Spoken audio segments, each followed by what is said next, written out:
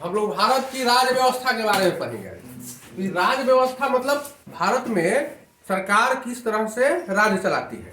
तो राज्य चलाने के लिए हमारे देश में जो व्यवस्था है, सबसे पहले उसका हम लोग ग्राफ बनाएंगे, देखेंगे कि भारत में राज्य कैसे चलता है। तो भारत में राज्य व्यवस्था को सुचारू रूप से चलाने के लिए 3 प्रकार की सरकारें हैं। पहला है संघ सरकार, पहला है संघ सरकार। दूसरा है राज्य सरकार, जिसको हम लोग प्रांतीय सरकार कहते हैं। और तीसरा है पंचायत सरकार। इसके बारे में जानते हैं? सब जानता है? नहीं करता। संघ सरकार, राज्य सरकार, पंचायत सरकार, सबका अलग अलग काम है, लेकिन सबका अलग अलग काम जरूर है, लेकिन सारे पर नियंत्रण जो होता है संघ सरकार का। समूचा पर नियंत्रण किसका होता है? संघ सरकार का। संघ सरकार मतलब जो देश की सरकार होती है, पूरे देश की एक सरकार होती है, और फिर इस देश को छोटे छोटे भागों में बांट दिया गया है, जिन्हें राज्य कहते हैं। जैसे बिहार, बिहार क्या है? राज्य है। उत्तर प्रदेश क्या है? राज्य है। उत्तर प्रदेश क्या है? राज्य है। उसके अलावा भारत में कितने राज्य हैं? 29 गो। तो भारत में 29 गो जो राज्य है, तो संघ को काट काट कर, मतलब पूरे देश को छोटे छोटे टुकड़ों में बांटा गया, तब ना राज्य बना। तो भारत को छोटे छोटे छोटे छोटे टुकड़ों में बांट दिया गया, और बांटने से क्या बन गया? राज्य बन गया। फिर राज्य में सरकार चलाने के लिए हम लोग अलग मतदान करते हैं। राज्य में अलग सरकार का गठन होता है, देश में अलग सरकार का गठन होता है। उसके अलावा पंचायतों में अलग सरकार का गठन होता है। मतलब सरकार 3 स्तर से हमारे देश में चलती है, 3 स्तर से। तो संघ सरकार को चलाने के लिए कौन कौन सा चीज है, इसमें जानेंगे। संघ सरकार कैसे चलता है? तो संघ सरकार को चलाने के लिए देश में संसद की व्यवस्था की गई।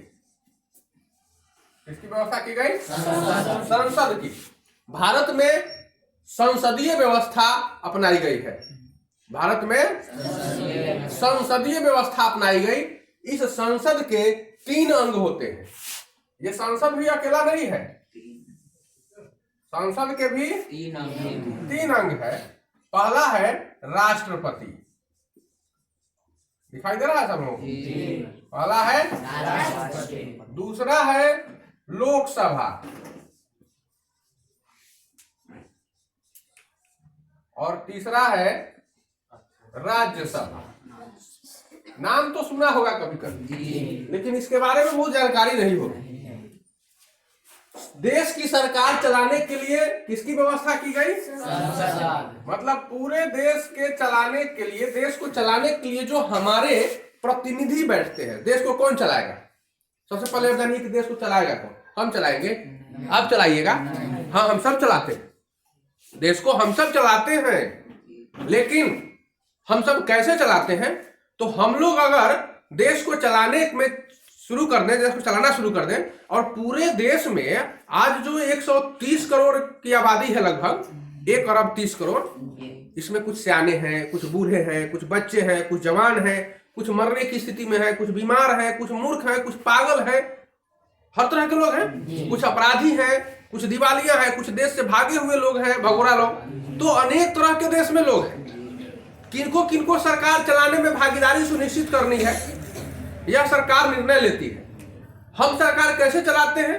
तो अगर सारे लोग बैठकर कहे कि नहीं ये सड़क बनेगा, अब कौन सड़क बनेगा जी? पूरे लोग मिलकर कहने लगे ये सड़क बनेगा, वो सड़क बनेगा, कितना हल्ला शुरू हो जाएगा। आप सब लोग अपन अपन बात रखना शुरू कर दीजिएगा, एक बार रख सकते हैं इस बात को? नहीं रख सकते हैं। सब लोग बोलना शुरू कीजिए, घाव घाव घोए घाय होने लगा, कोई किसी की आवाज नहीं सुनेगा, न आवाज सुनेगा, गारा गाड़ी शुरू हो जाएगा, लतम जुतम शुरू हो जाएगा, सब कुछ शुरू हो सकता है, पिटा पिटी शुरू हो जाएगा, दत्कटवल शुरू हो जाएगा। अभी तो संसद में कुर्सी चलवल शुरू हो जाता है, जूता चलवल शुरू हो जा रहा है। तो संसद में जब जूता चला जाता है, कुर्सी चलाई जाती है, संसद की गरिमा भंग होती है, तो फिर हम सब अगर भीड़ जाएंगे सरकार चलाने में, तो सरकार चलेगी? नहीं चलेगी। इतने लोग सरकार नहीं चला सकते। सरकार चलाने के लिए एक नियंत्रण में कुछ ही हमारे प्रतिनिधि होना चाहिए, कुछ लोग बैठेंगे, कुछ लोग, तो वही लोग सरकार चला सकते हैं। जिस प्रकार गांव में जब कुछ मामला हो जाता है तो उसको सुलझाने के लिए पूरा गांव के लोग सुलझा लेता है मामला, औरत मौरत लड़का बच्चा सब शुरू हो जाता है, तब तो फिर झगड़ा शुरू हो जाएगा। तब लोग क्या करते हैं कि कुछ चुने गिने लोगों को बुलाते हैं गांव के, जिनको लोग समझते हैं कि नहीं ये अच्छे लोग हैं, ये इनकी बात लोग मान लेगा, तो उन लोगों को बुलाया जाता है। वो लोग गांव में आते हैं, बैठते हैं, फिर पंचायती होती है, सब लोगों से पूछा जाता है एक एक करके, आप अपनी बात रखिए, आप क्यों हमको बुलाए हैं, क्या बात है। जो बुलाने जाता है पहले उससे पूछी जाती है कि आप आखिर हम लोगों को जो बुलाए हैं कारण क्या है। वो अपनी बात रखता है ना। कभी कभी वो बात रख ही रहा होता है तो उन्हें छपड़ देता है उसका विरोधी पार्टी, ऐसे नहीं हुआ, तो लोग कहते हैं चुप चुप, तुमसे भी पूछेंगे, इसके बाद पूछेंगे, पहले एगो के कह लेने दो और फिर उसके बाद तुम्हारा भी पक्ष हम लोग जानेंगे। ऐसा होता है कि नहीं होता है? होता है। तो फिर जब एक पार्टी अपनी सारी बातों को रख लेता है, फिर दूसरे पक्ष को बुलाते हैं, कहते हैं कि आप भी अपनी बात को रखिए, उसकी भी बात सुनी जाती है। उसके बाद अगर गवाही किसका बात होता है कि नहीं ये झूठ बोला, ये सच बोला, तो झूठ बोले बार हम सच बोले बारी, तो उस परिस्थिति में होता है कि तब सुना कौन इस बात को, तो किसी गवाह को बुलाया जाता है, स्वतंत्र गवाह। या पाइए भाई आप सही सही बताइए क्या हुआ, तो गवाह क्यों झूठ बोलेगा, तो गवाह जो बात बोलता है उसके आधार पर लोग निर्णय लेते हैं कि क्या सही है और क्या गलत। यही व्यवस्था हमारे संसद में भी होता है, सेम व्यवस्था, थोड़ा भी फर्क नहीं है। वही व्यवस्था हमारे संसद में, वही व्यवस्था हमारे राज्य सरकार में। तो ये वो पहले जानेंगे, फिर दूसरा जानेंगे, फिर तीसरा जानेंगे। ये संघ सरकार है, पूरे देश का शासन यहाँ से चलाया जाता है। हमारे जो प्रतिनिधि होते हैं, अब कौन जाएगा वहां पर, तो ऐसी व्यवस्था की गई कि कुछ लोग आते हैं, खड़ा होते हैं कि नहीं हम जाएंगे, हम शासन में भाग लेंगे, शासन चलाने में हम भाग लेंगे, आप लोग मिलकर हमें चुनिए, हम बढ़िया शासन व्यवस्था चलाएंगे। वो आते हैं, अपना प्रचार करते हैं ना, फिर और लोग खड़ा हो जाते हैं, नहीं नहीं हम चलाएंगे। वो अपनी बात रखता है कि नहीं हम इस तरह से चलाएंगे, कोई कहता है हम इस तरह से चलाएंगे, तीसरा आता है कहता है हम उस तरह से चलाएंगे। 10 गो 12 गो 15 गो 16 गो 20 गो 5 गो 2 गो 4 गो खड़ा हो जाता है लोग, जिसको उम्मीदवार कहते हैं। क्या खड़ा होता है लोग? उम्मीदवार क्यों नाम पड़ा, तो उसको उम्मीद होती है कि आप उसको वोट देंगे, और हमें उम्मीद होती है कि वह व्यक्ति अच्छी सरकार चलाएगा। हम दोनों को उम्मीद है एक दूसरे से, वो हमसे वोट लेने का उम्मीद रखता है और हम उससे अच्छी सरकार चलाने की उम्मीद रखते हैं, दोनों उम्मीदें रखते हैं ना, इसलिए उसका नाम पड़ा उम्मीदवार, कैंडिडेट कहते हैं अंग्रेजी में। तो वह कैंडिडेट होता है, उम्मीदवार होता है, वह हमसे उम्मीद करता है वोट का। फिर जब वो 10 दिन 15 दिन प्रचार कर लेता है, इसकी प्रक्रिया भी आगे समझाएंगे, बहुत तरह का काम है उसमें, नॉमिनेशन है, फिर प्रचार है, अभी वो सब बात नहीं कर रहे हैं। तो जब वो प्रचार कर लेता है, फिर हम लोग विचार करते हैं, जो 18 वर्ष से ऊपर के नागरिक है देश में, जिनको वयस्क मतदाता कहा जाता है, तो वयस्क मतदाता जो होते हैं वो विचार करते हैं कि आखिर वोट किनको दिया जाए। तो हमारे यहाँ तो बहुत तरह से लोग प्रभावित हो जाता है, रात में रुपया से प्रभावित होता है, दारू से प्रभावित होता है, पता है ना, साड़ी बंटा जाता है, कोई पवनी उबनी होता है तो में नारियल बंटा जाता है, धोती बंटा जाता है, रुपये बंटा जाता है। उसके अलावा क्या होता है, बहुत सारे चीज, बहुत सारा प्रक्रिया अपनाया जाता है इस इलेक्शन में। सरकार भी अपने स्तर से बहुत प्रक्रिया अपनाती है, धाने बांट दिया तो गेहूं बांट दिया तो चावल बांट दिया, मतलब फ्री अनाजे दे दिया, किसी को खाता में पैसे दे दिया, कुछ करके वोट लेना है तो किसी तरह से उसको लुभा लेना है, बेवकूफ जनता को बना देना है। तो इस तरह से सरकार भी अपने स्तर से प्रयास करती है, चाहे जो भी रहा हो, हम सब प्रभावित हो जाते हैं किसी न किसी उम्मीदवार से, होता है ना, और फिर चुपचाप जाकर उसके पक्ष में मतदान कर देते हैं, उसके पक्ष में वोट दे देते हैं। जब गिनती होती है तो जिस उम्मीदवार को सबसे अधिक वोट मिलता है वह जीत जाता है। जीतता है ना? जीतना का क्या मतलब हुआ? तो वह हमारा प्रतिनिधि बन जाता है। क्या बन जाता है? प्रतिनिधि बन गया। अब वो एक व्यक्ति, हम सारे लोगों ने मिलकर उस एक व्यक्ति को अपना प्रतिनिधि बनाया, उस पर अपना विश्वास व्यक्त किया कि आप जाइएगा ना संसद में तो आप बोलिएगा, मतलब हम सब लोग बोल रहे हैं, हम सब लोग मिलकर ना उसको वोट दिए हैं, तो वह बोलेगा मतलब हम सब बोलेंगे। अब हम इतना लोग बोलते तो वो व्यक्ति अकेले बोलेगा, अकेले बोलेगा, इसका मतलब कि सारे देश की जनता सुनेगी कि ये फलाना लोकसभा क्षेत्र का प्रतिनिधि बोल रहा है। हमारा भी एक लोकसभा क्षेत्र है जिसका नाम है वैशाली लोकसभा क्षेत्र। हमारे लोकसभा क्षेत्र का क्या नाम है? वैशाली। तो यहां से भी प्रतिनिधि कोई ना कोई जितबे करता है। अभी हमारे यहाँ की सांसद कौन है? कौन है? बीना देवी का नाम सुना? हमारे यहाँ की सांसद कौन है? बीना देवी है। तो वो संसद की सदस्य है। संसद के सदस्यों को सांसद कहा जाता है। संसद के सदस्यों को सांसद कहा जाता है। यह विडंबना है हमारे देश की कि हमारे देश में सांसद अनपढ़ भी हो जाते हैं, अनपढ़ भी सांसद हो जाते हैं। और मूर्खता है यहाँ की जनता की कि वह वैसे लोगों को भी वोट दे देती है जिन्हें खुद बोलने का तरीका नहीं मालूम है, पढ़ नहीं सकता है। वो जाकर संसद में बहस करेगा जी? कर सकता है बहस? तो हम तो अयोग्यों का चुनाव करते हैं, हम यहाँ से चुनिया कर भेज देते हैं बकलोल बकलोल प्रतिनिधि सबको, तो संसद में क्या बोलेगा? बहस हो पाएगा? नहीं हो पाएगा। और जब संसद में बहस नहीं होगा तो आपके लिए अच्छा नियम कानून बनेगा? बिल्कुल नहीं। योजनाएं आपके लायक बनेंगी? नहीं बनेंगी। आप जाइएगा, वो तो पैसा देकर जीता हुआ है, आप जाइएगा उसको कुछ फरियाद करने, कुछ कहने जाइएगा कि हमारे यहाँ इस चीज की कमी है, वो आपकी आवाज को सुनबे नहीं करेगा, वो चुपचाप रह जाएगा, चुपचाप रह जाएगा, या फिर आपको किसी तरह से टाल के वहां से भगा देगा। मतलब आपकी बात नहीं सुननी है क्योंकि वो कौन सी बार वोट दिया है आपको? पैसा वोट दिया है, आपकी बात वो क्यों सुनेगा? तो जनता भी बिक जाती है और नेता लोग खरीद लेता है। इस तरह से हमारे देश की व्यवस्था है। खैर वो तो गंदी व्यवस्था है, हम उसके बारे में नहीं पढ़ रहे हैं। हम तो पढ़ रहे हैं कि देश की सरकार कैसे चलती है। तो जैसा उनको रहे प्रतिनिधि, ओका रहे, बोका रहे, पागल रहे, मूर्ख रहे, सब जीत के कहाँ पहुंच जाता है? संसद में। एक और तो ऐसे बैठा हुआ है जिस पर 50-50 लोग केस लगाए हुए हैं। अपराधी, गुंडा, बदमाश, जिस पर अपहरण का केस है, गोली मारने का केस है, छीना झपटी करने का केस है, रेप का केस है, ऐसे ऐसे लोग हमारे देश के संसद में प्रतिनिधि बने बैठे हैं। संसद की गरिमा को खराब कर देते हैं लोग। तो वो लोग जाकर देश को चलाने का काम कर रहे हैं। हम तो प्रतिनिधि चुनकर भेज दिए, आखिर खड़ा होगा वो में से चुने। एक टोकरी आपको टमाटर दे दिया जाए, एक टोकरी, और में सब सरले होके, दगियाहे होके, चोटाहे होके, आपको कहा जाए में से चुनिए ना, वो में से चुन लीजिए, तो क्या कीजिएगा? कैसे चुनिएगा? निमन कहां से लाइएगा? जो दगिया होगा, चोटा होगा, सरल होगा, वही में तक जो नीमन होगा ओकरा के चुन लीजिएगा। ये काम न कीजिएगा। तो ये सारा के सारा जो खड़ा हो रहा है सब तो वैसा के दगिया, चोटा, अपराधी सब है। चुनिएगा किसको? वही में से एगो के चुनिएगा। तो ऐसा के हमारे देश में होता है, ये लोग चुन कर जाते हैं। तो ये राष्ट्रपति जो होता है, राष्ट्रपति, ये पूरे देश में सिंगल होते हैं। राष्ट्रपति का चुनाव कैसे होता है तो इसके बारे में हमें तब जानकारी मिलेगी जब हम लोकसभा, राज्यसभा और राज्य सरकार की बात जब पढ़ लेंगे ये सब, तो अब हमको राष्ट्रपति के बारे में ज्यादा समझ में आ जाएगा, तब समझ में आएगा। भारत का राष्ट्रपति कौन होगा, उसके लिए क्या क्या योग्यताएं होनी चाहिए,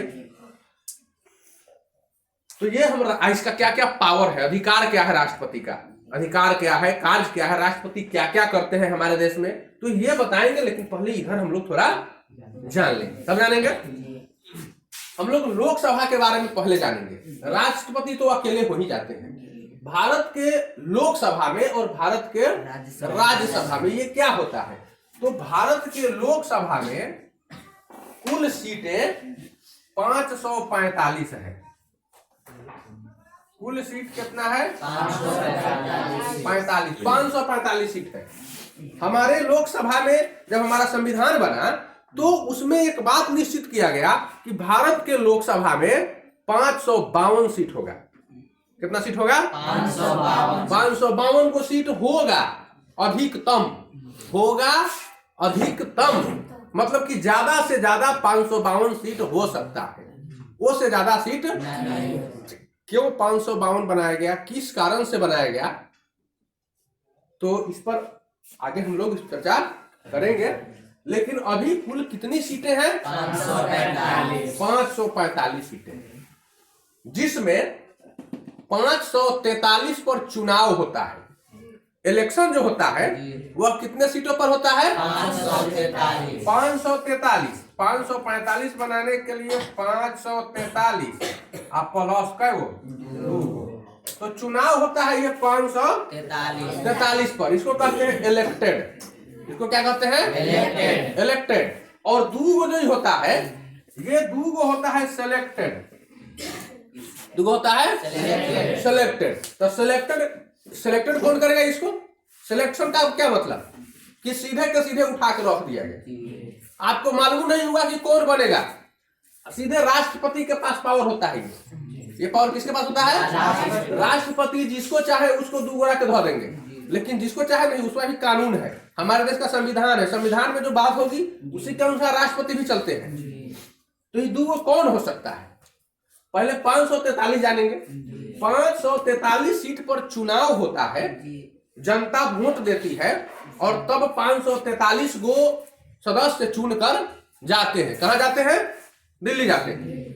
कि कहां बैठने जाते हैं? लोकसभा में बैठने जाते हैं। इस 543 के चुनाव में एक लोकसभा सीट 10,000 जनसंख्या 10 लाख की जनसंख्या पर माना गया है। एक लोकसभा सीट 10 लाख की जनसंख्या पर माना गया, बनाया गया। जब हमारे संविधान का निर्माण हो रहा था और चुनाव की प्रक्रिया जारी थी, तब भारत में 10 लाख की जनसंख्या पर एक लोकसभा सीट का निर्धारण किया गया था। उस समय संपूर्ण देश में टोटल जनसंख्या को जब देखा गया कि कितनी है जनसंख्या और 10 लाख से भाग दिया गया, तो उसमें 543 के आसपास आ रहा था। 542 पॉइंट कुछ आया, 6 के बाद आया, 542.6 के बाद आया। तो यह 543 सीट का निर्धारण कर दिया गया कि 543 सीटों पर चुनाव कराया जाएगा और जो जीतेंगे सदस्य उनको एमपी कहा जाएगा अंग्रेजी में।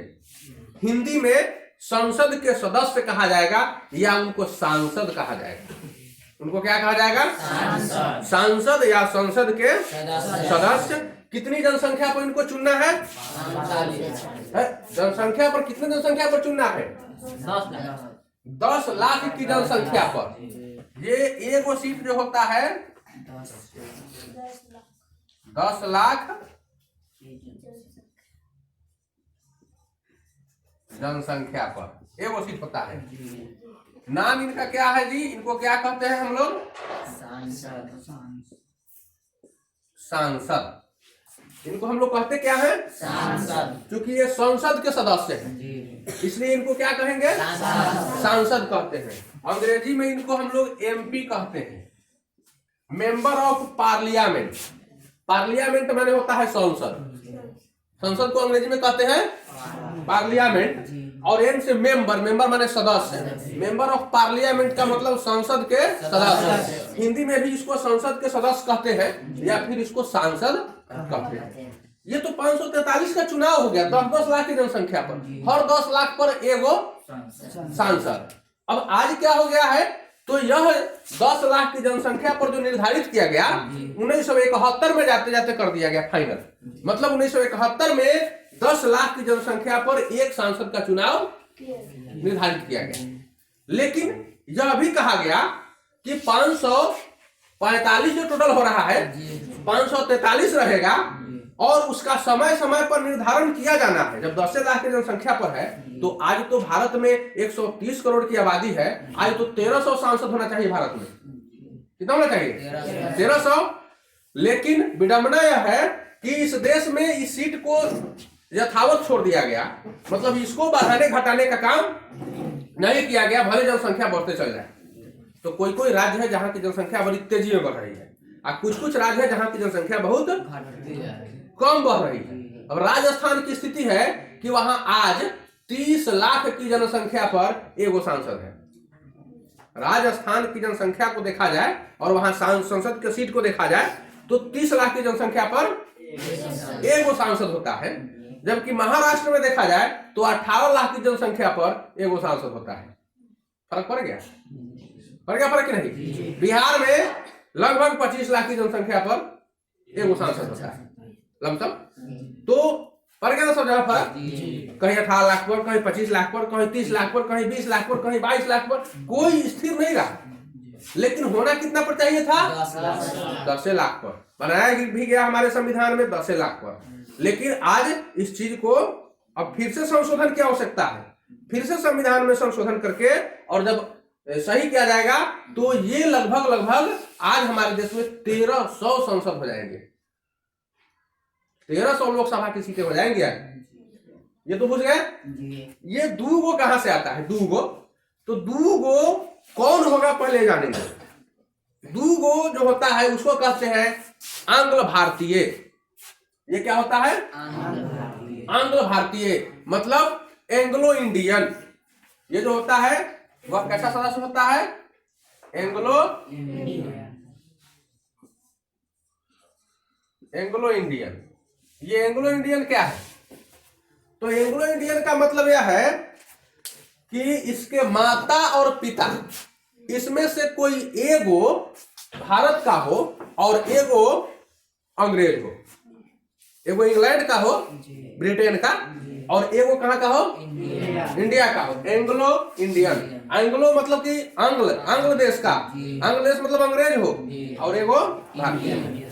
उस समय भी जब भारत हमारा गुलाम था और यहाँ अंग्रेजों की सरकार चल रही थी, तो जब अंग्रेज जाने लगे या यहाँ आ गए तो अंग्रेजों ने भी कुछ भारतीय महिलाओं से शादी कर लिया, और कहीं ऐसा हुआ कि अंग्रेजों की बेटियां जो थी कुछ भारतीय पुरुषों से शादी कर ली, तो दोनों फेंटा गया इसमें। अब वो लोगों की जो संतान थी उसको तो कुछ नहीं बन रहा था हमारे देश में, तो स्पेशल उसके लिए अधिकार दिया गया कि भारत के राष्ट्रपति को यह पावर दिया गया कि आप किसी दो ऐसे व्यक्ति को जिसको मन करे उसको, उसका कोई जनता वोट देकर चुनाव नहीं करेगी, सीधे सीधे आपको चुन देना है। तो राष्ट्रपति कैसे चुनेंगे? राष्ट्रपति के पास तो पावर कम होता है, पावर तो बहुत होता है, लेकिन राष्ट्रपति के सारे पावर का इस्तेमाल प्रधानमंत्री करते हैं। तो प्रधानमंत्री जमुना दूगो के अनुशंसा कर देगा कि इसी को चुना जाए मंत्रिमंडल की सहायता से, तो वही दू को वो दस्तखत कर देंगे और उसी दू को सांसद मान लिया जाएगा, सांसद मान लिया जाएगा। ये दूगो, तो दूगो के चुनाव में कोई लफड़ा है? अब जिस पार्टी की सरकार है ओकरा जौरे पीछे दो मिलावे वाला जवन दूगरा मिल जाएगा। दो मिलाने मतलब समझ रहे हैं? दो मिलाने वाला चमचा, तो जवन दूगो चमचावा मिल जाएगा आंग्ल भारतीय, ओकरे के चुन दिया जाएगा। तो ये तो हर सरकार की काम है, जो सरकार है, जिस पार्टी की सरकार है, उसके आगे पीछे घूमने वाला दूगो चुन कर रख देगा। तो यहाँ समझ गए कि 543 और दू कहां से आया से? और इस सब को क्या कहते हैं हम लोग? लोकसभा के सदस्य कहते हैं। क्या कहते हैं इसको? लोकसभा के सदस्य, सांसद, मेंबर ऑफ पार्लियामेंट, एमपी, और पूरा लिख रहे क्या? इसको सांसद कहिए चाहे लोकसभा के। तो 500 कितने हो गए? 545 हो गए किसके सदस्य? लोकसभा के। लोकसभा को निम्न सदन भी कहते हैं। निम्न सदन माने छोटका सदन, बड़का सदन नहीं, छोटा सदन। ये 3 गो में सबसे बड़ा राष्ट्रपति, ऑल इन ऑल पूरे देश का एक राष्ट्रपति। इससे राष्ट्रपति के बाद ये 2 गो जो सदन है, लोकसभा और राज्यसभा, इसमें राज्यसभा है उच्च सदन। राज्यसभा को कहते हैं उच्च सदन।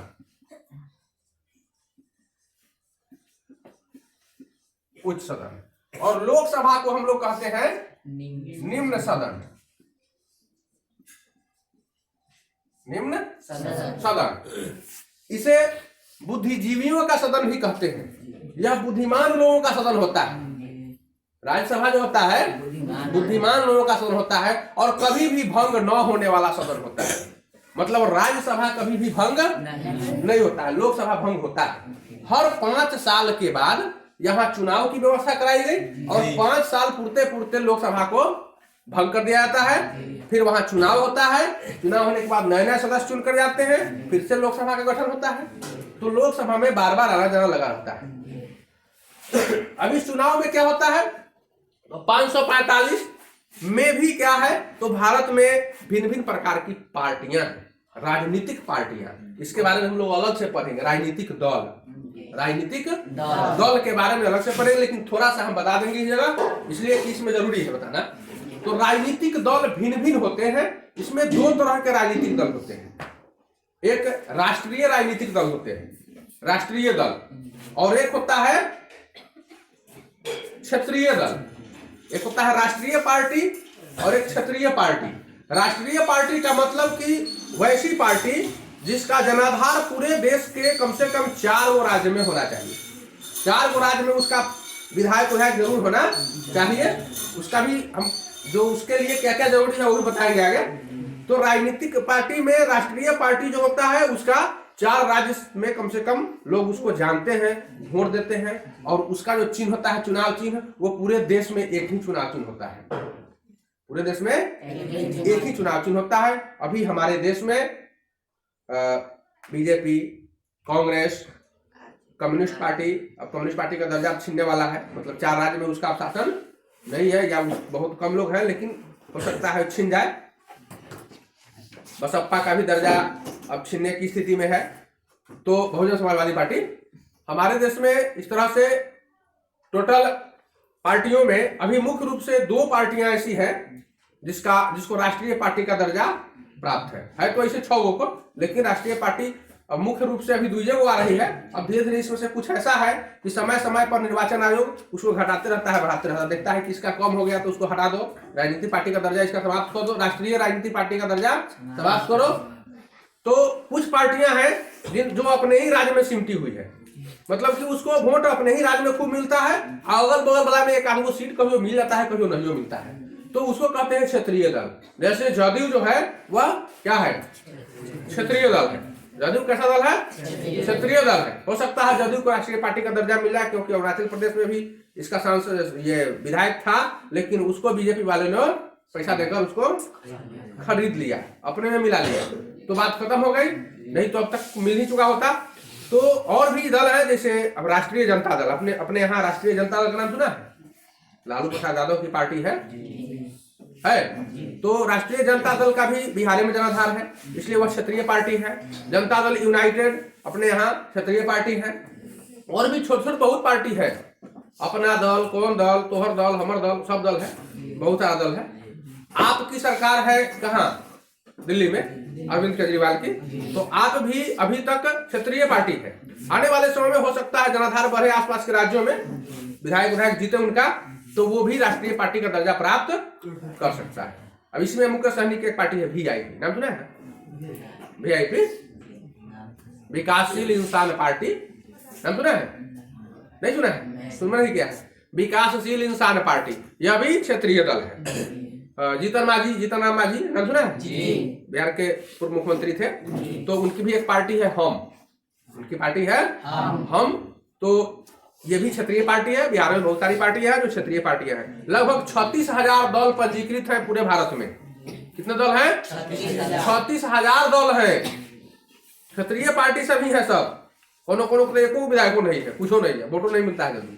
तो ऐसे ऐसी पार्टियां हैं यहाँ। ये पार्टी है जो लोग खड़ा करता है अपने अपने उम्मीदवार को।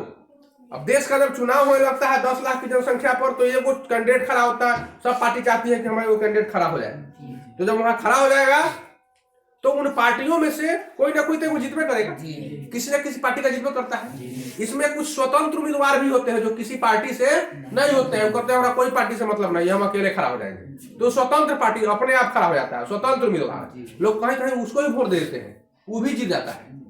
तो सभी जो लोग जीतते हैं 543 में अब यह देखा जाता है कि 272 सीट किसके पास आता है, आधा से एक हो ज्यादा, आधा से एक हो जाता। 543 का आधा कैसे होगा जी? ये तो विषम संख्या है, तो 542 का आधा तो हो सकता है। कितना होता है?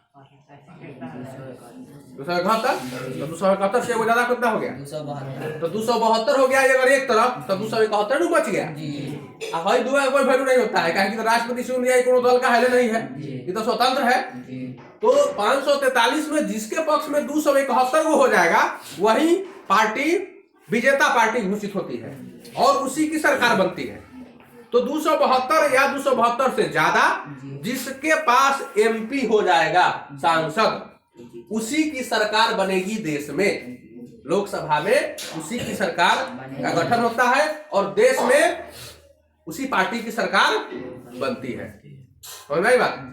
किस पार्टी की सरकार बनती है? तो जिसके पास सांसदों की संख्या अधिक, मतलब कितना? 272 से अधिक, 272 या 272 से ज्यादा हो जाए तो उसकी सरकार देश में बन जाती है। अब 272 में आएगा तो क्या होगा? अब 150 आ गया किसी को, सबसे बड़का पार्टी है, 150 उसको आ गया, सरकार बनेगी? तब क्या किया जाएगा? तब क्या होगा? फिर चुनाव होगा। एक बार चुनाव करने में काफी खर्चा होता है देश में। 1996 में चुनाव हुआ था, एक लोकसभा क्षेत्र में चुनाव कराने में 2 करोड़ रुपया खर्चा था। पूरे देश में 1100 करोड़ रुपया खर्चा हुआ चुनाव कराने में 1996 में, 25 साल पहले। आज कितना हो गया होगा? आज तो 5 करोड़ हो गया होगा लगभग। तब जोड़ लीजिए तो कितना हो जाता है? जोड़ लीजिए, आज तो 2700-2800 करोड़, 3000 करोड़ के आसपास पूरे देश का खर्चा हो जाएगा। तो अभी सरकार, अभी चुनाव हुआ, सरकार नहीं बनी, अब फिर हम चुनाव करा देंगे, फिर 3000 करोड़ देश का खर्चा हो जाएगा। तो ये सारा खर्चा जो देश का होगा वो तो टैक्स से ना बढ़ेगा आप पर। कोई सामान का दाम बढ़ जाएगा, आपसे वसूल लिया जाएगा सब चीज। हर इलेक्शन के बाद सामान का दाम बढ़ जाता है क्योंकि सरकार पर खर्चा का बोझ बढ़ जाता है। तो ये सारे खर्च हो जाते हैं। अब सरकार नहीं बनी, 150 सीट आया तो क्या करेंगे हम लोग? क्या करेंगे? भाग जाएंगे सब देश छोड़ के। सरकार बनाएंगे, कैसे बनाएंगे? तो अब कहेंगे कि हमारा तो 150 हेले है, अब देखते हैं कि और कौन कौन पार्टी हमको हेल्प कर सकता है, केकरा केकरा हमरा से कम है, तब उससे बातचीत करते हैं कि आइए ना मेरे साथ सट जाइए, गठबंधन की सरकार बनेगी। सुनता है ना? गठबंधन तो 2 पार्टी, 3 पार्टी, 20 पार्टी, कभी कभी ना मिलता है तो 20-20 को पार्टी मिलता है। अटल बिहारी वाजपेयी की सरकार बनी थी, 24 को पार्टी एक साथ हुआ था, एगो दूगो नहीं, 24 को। अब वो सोचो कि वो धोती पर 24 को पेवन लगा देंगे, चीटी जोड़ देंगे, तो धोतिया कितना सुंदर लगेगा। वही देश का स्थिति था, तो उसे फाटल कपड़ा है, 24 को छिपी जोड़ दिए, तो चलेगा? वो धोती चलेगी जी? नहीं, किसी तरह उसको जबरदस्ती पहन के चलाना पड़ेगा। वैसे ही सरकार चली। अब थोड़ा कुछ झगड़ा होता था, वो कहता था पार्टी की हमार बात मनबा तो ना मनबा तो गलिया हुआ, हम भगलिया हो तो सरकार गिर लवा। तो इस तरह से उसको ऐसा किया, मतलब किसी डरा कर धमका कर। अब जो प्रधानमंत्री है वो डरे सिकुड़ल है, वो भाग जाएगा तो हम सरकार गिर जाएगी, हम प्रधानमंत्री पद से हट जाएंगे, तो डरे ना उसको। अब जो कह रहा है उसके बाद जबरदस्ती मानना पड़ेगा। हमेशा प्रेशर बनाए हुए है प्रधानमंत्री पर, हमेशा दबाव बनाए हुए है प्रधानमंत्री पर कि आपको हमारी बात माननी ही पड़ेगी। तो इस तरह से देश में उतना पार्टी मिलकर वो सरकार का गठन करता है, कभी कभी मजबूरी में, और सब लोग मिलकर सरकार को चलाने का प्रयास करता है। तो कितना दुश्वार चीज है, कितना कठिन चीज है देश की सरकार चलाना, समझ सकते हो ये। अब उसके बाद हम लोग राज्यसभा की ओर चलते हैं। तो राज्यसभा को कहते हैं उच्च सदन, और उच्च सदन में संविधान के अनुच्छेद 80 के अनुसार कुल सीटों की संख्या 280 निर्धारित किया गया। कितना निर्धारित किया गया? 280 वो सीट अधिकतम हो सकता है। तो 280 वो सीट हमारे भारत के राज्यसभा में निर्धारित किया गया। यानी भारत की जो व्यवस्था है, राज्य व्यवस्था, ये इसमें हमारा जो संसद है द्विसदनात्मक है। कैसा है? द्विसदनात्मक, 2 सदन है, एगो है लोकसभा, एगो है राज्यसभा। काहे 2 सभा का व्यवस्था किया गया बता सकते हो? देश में कभी सरकार भंग नहीं होनी चाहिए, कभी देश की सरकार भंग नहीं होनी चाहिए। मान लो युद्ध हो गया, सरकारें नहीं है देश में, तो लोगों की मदद कौन करेगा जी? देश के बॉर्डर पर सेना जो लड़ने जा रही है उसको आदेश कौन करेगा? आपातकाल की स्थिति है, देश में सुखाड़ आ गया, बाढ़ आ गई, कौन आएगा लोगों को मदद करने? हो जाएगा? सरकार तो हल नहीं, तो मदद कौन करेगा? तो सरकार रहे हमेशा, इसके लिए देश में द्विसदनात्मक व्यवस्था की गई, जिसमें लोकसभा में तो जीत कर गए, आप 5 साल के बाद ही भंग हो जाता है, वो में तो ना कौन रहेगा, तो वो मेरी यह लगता है राज्यसभा। इसके जो सदस्य होते हैं 280, इसमें 280 में 268 आप प्लस हो जाएगा 12, 268 सीटों पर चुनाव होता है। 268 सीटों पर चुनाव होता है। चुनाव कैसे होता है? तो इस चुनाव में हम और आप वोट नहीं देते हैं, इसमें हम और आप वोट कौन वोट देता है? यहाँ से चुन कर आता है, राज्य सरकारें चुन चुन कर अपने यहाँ से, और 268 को वहां भेजती हैं। ये 12 को कहां से आता है? 12 को तो 12 को जनगण हे में से आया है, 12 को संख्या में आता है, लेकिन आंग्ल भारतीय नहीं होता है, वो एंग्लो इंडियन नहीं होता है। वो 12 को ऐसे होते हैं कि भिन्न भिन्न विधाओं से चुनकर जाते हैं। जैसे खेल में से हो जाएगा, अच्छा बढ़िया खिलाड़ी होगा उसमें से एगो जाएगा, एगो बॉलीवुड से जाएगा बढ़िया, एगो कोई संगीतज्ञ होगा खूब अच्छा वो जाएगा, या कोई किसी नोबेल पुरस्कार विजेता हो, कोई किताब लिखने वाला बढ़िया हो, विद्वान हो, उसमें से वो जाएगा, कोई उद्योगपतियों में से वो जाएगा। तो इसी तरह से भिन्न भिन्न क्षेत्रों से चुनकर 12 व्यक्तियों को चुना जाता है, और इस 12 का लिस्ट बनाकर, ये 12 कैसा क्या होगा? पोषडोलावन धन जानता है ना? पोषडोलावन धन बताया ना, चमचावा। तो ये 12 वो ऐसे के चमचा लोग होते हैं, सरकार के चमचा लोग, जो स्पेशल चुनकर प्रधानमंत्री अनुशंसा कर देता है, नाम के राष्ट्रपति मोहर लगा देता है, दर्शन कर देता है, वही चुना गया। ये 12 वही संख्या होता है। तो कुल मिलाकर कितने हो गए? 280। ये लोग जाते हैं जब उच्च सदन में, ये लोग निम्न सदन में जाते हैं उच्च सदन में, और ये शंका है कि हर 2 साल पर 1/3 क्या हो जाता है? 1/3 सीट खाली हर 2 साल पर, 6 साल के लिए ही होता है। इसका कार्यकाल कितना समय का होता है? संसद का कार्यकाल कितना समय का? 5 साल। संसद का कार्यकाल 5 साल, और राज्यसभा का कार्य, संसद का है, लोकसभा का कार्यकाल 5 साल। संसद के पार्ट्स है लोकसभा, तो लोकसभा का कार्यकाल 5 साल और राज्यसभा का कार्यकाल 6 साल। तो 6 साल में 2 साल पर 1/3। अब मान लेते हैं कि 60 को सदस्य है, चलो 280 छोड़ दीजिए, हम 60 मानते हैं। तो 60 में क्या होगा कि 20 को इस साल चुन के जाएगा, 20 को इस साल, 60 को अभी मान लीजिए कि अभी 60 को एक बार नहीं व्यवस्था हुआ, लेकिन 20 को इस साल चुना गया, 2 साल के बाद 20 को और हो गया, उसके फिर 2 साल के बाद 20 को और गया, तो 2 साल और 2 साल, यानी 4 साल में 60 को भर गया। 4 साल के फिर 2 साल के बाद 6ठा साल में, तो 6ठा साल में केकर टाइम पूर गया है, जो पहिलका बेर 20 को चुनाल है वो 6 साल पूर गया कि नहीं पूर गया?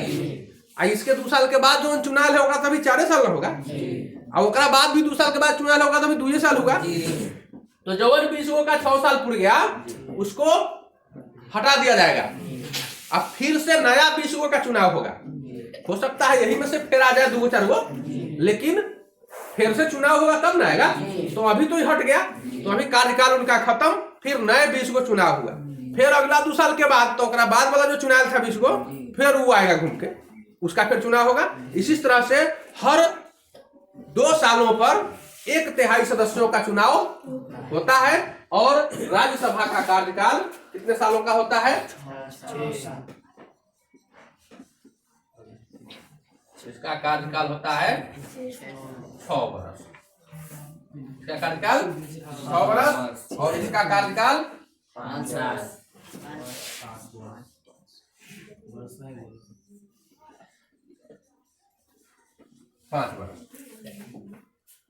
अब आगे हम लोग पढ़ेंगे राज्य सरकार के बारे में।